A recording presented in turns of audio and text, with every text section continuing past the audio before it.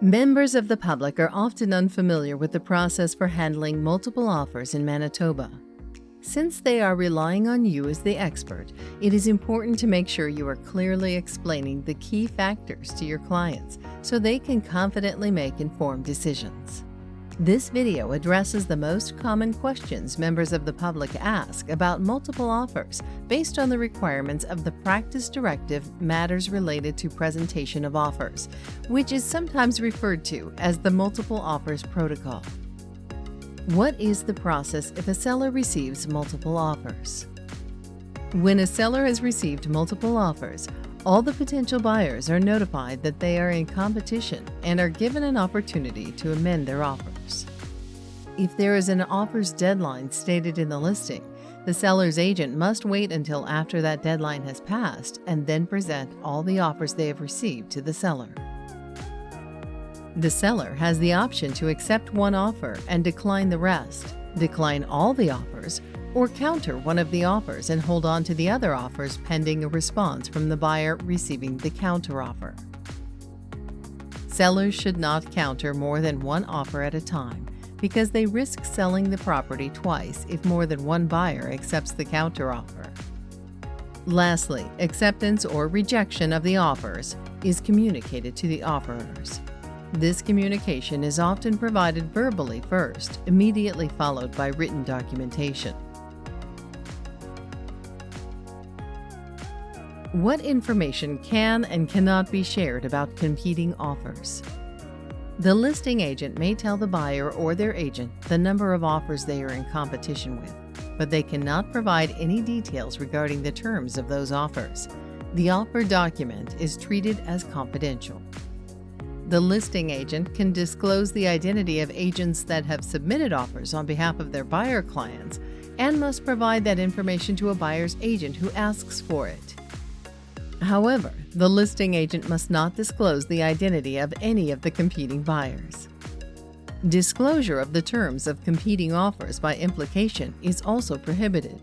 For instance, a listing agent cannot tell a buyer or their agent that their offer is within a certain dollar amount of the highest offer, that their offer is second in price, or that their offer is identical to another offer. The only exceptions to these rules are if the listing salesperson finds something unclear or there appears to be an error in the offer to purchase that they wish to clarify, or the seller wants the listing salesperson to find out whether the buyer is flexible on a term of the offer, such as the possession date or deposit amount. In doing so, the listing agent must be clear that they are not communicating a counteroffer, but are merely going through a pre-qualification or clarification exercise. Likewise, there is no guarantee that the seller will issue a counteroffer or select the offer for further consideration once the presentation process begins. How do I know if my offer was presented to the seller? Real estate professionals are obligated to present all offers they receive to their seller clients. When a seller declines an offer, this will typically be indicated in writing on the offer form that is returned to the buyer or their representative. It should include the time and date that the offer was declined, and the seller should sign it to act as proof that they reviewed it. If the seller refuses to sign the rejected offer, the listing salesperson must sign it themselves, noting the time and date the offer was rejected. Additionally, the list of competing offers form provides a record of all the offers that were presented. It is signed by the seller and/or the listing salesperson. This list can be provided upon request to the representative of any buyer who submitted an offer. Why was the highest offer not accepted? Some potential buyers think that the multiple offer process is similar to an auction in which the highest offer must be accepted. However, the fact is, a seller is free to choose whatever offer they think is most suitable. While price is a factor, it is not the only factor.